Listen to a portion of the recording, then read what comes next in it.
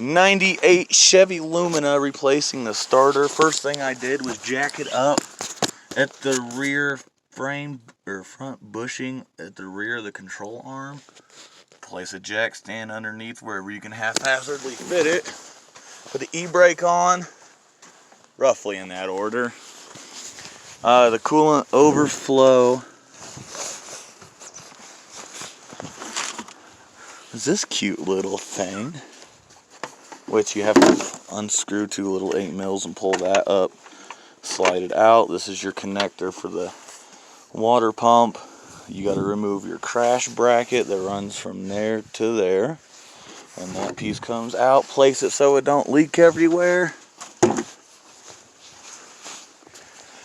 From there, I went ahead and checked the air filter because I couldn't really pop it out, but that piece goes in there and it just kind of sucked. It was real stuck on there.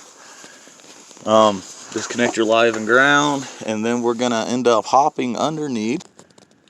Alright, and there's gonna be an 8 mil screw that goes in there, and then that cover comes off. Just a little timing cover. You can see the gears and teeth up there. We're gonna have an 8 mil at the sensor wire for the ignition, and then you're gonna have a 13 mil right above it for your live. Pretty simple one right there. It goes to the bottom one, and then this big wire is gonna be a 13 mil.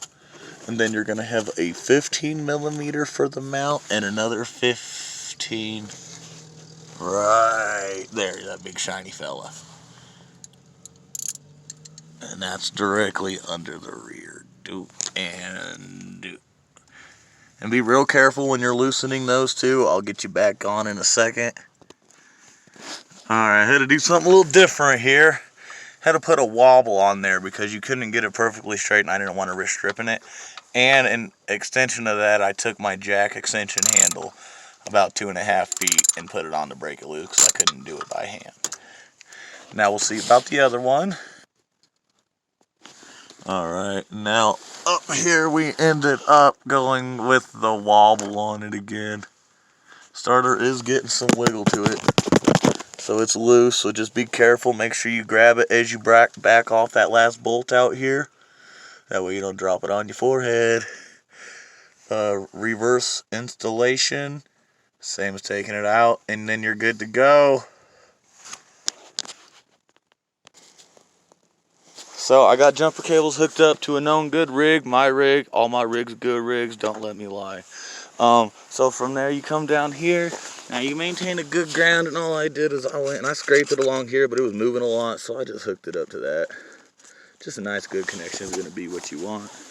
And then you're going to take your live cable and you're just going to zap it on that ground. You see the one that goes right there? That big post. I have my buddy hold it right there so you can see this piece. That's supposed to pop out when power is applied. It doesn't pop out, it just spins in place, which is a defective starter. Wham bam, y'all good to go. Should I clamp it? Nah, not this time.